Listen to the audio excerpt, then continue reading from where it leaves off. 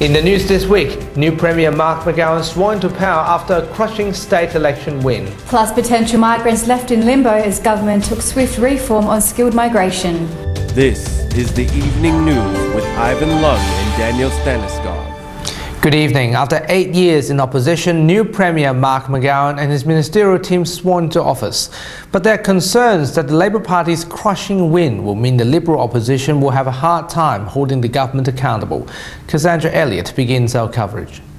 This week, Labor's Mark McGowan was sworn in as WA's 30th Premier. A ceremony was conducted at Government House in the presence of the new cabinet.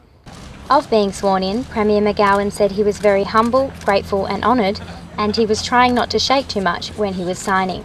I want to once again pass on my gratitude and thanks to the people of Western Australia for putting their trust in me and our team. The McGowan government will consist of 16 ministers. Some of the more notable ministerial profiles are that of Roger Cook, Sue Ellery, Michelle Roberts and Fran Logan. With a crushing win after the election, new Premier Mark McGowan and Labor are serious about pushing forward their mandate for the next 4 years.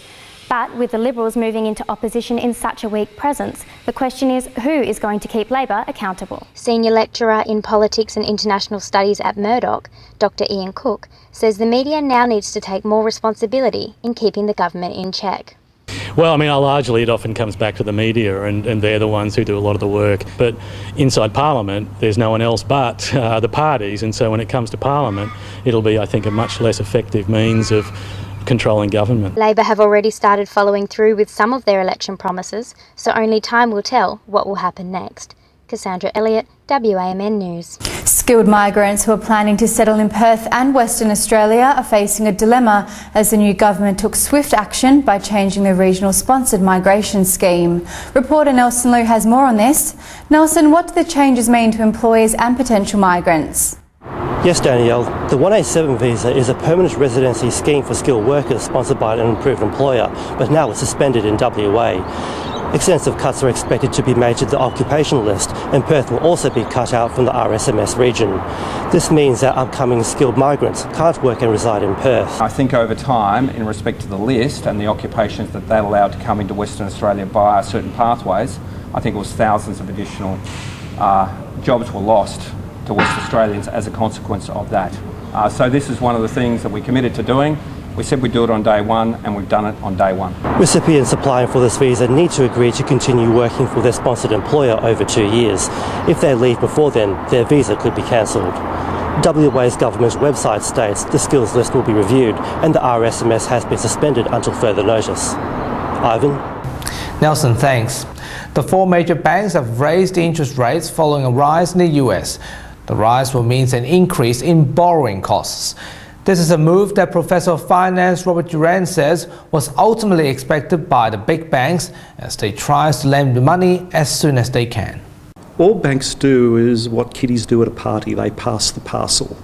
Banks don't want to end up with the parcel, so they borrow money and lend it as soon as they can. They just want to borrow for a lower rate than they can lend, and it's just the cost of their borrowing has gone up, so the cost of your borrowing is going to go up.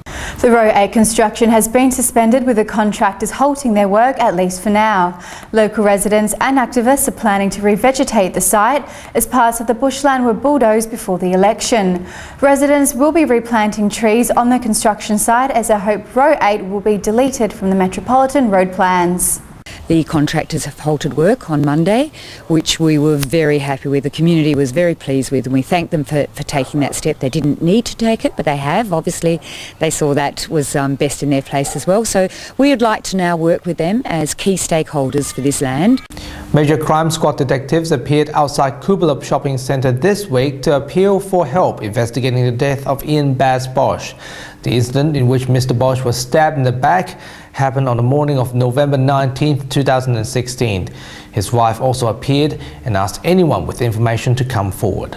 We're releasing CCTV footage today of a male person who was walking a small white dog on Cordelia Avenue, who was in the vicinity approximately 5 minutes before this murder occurred.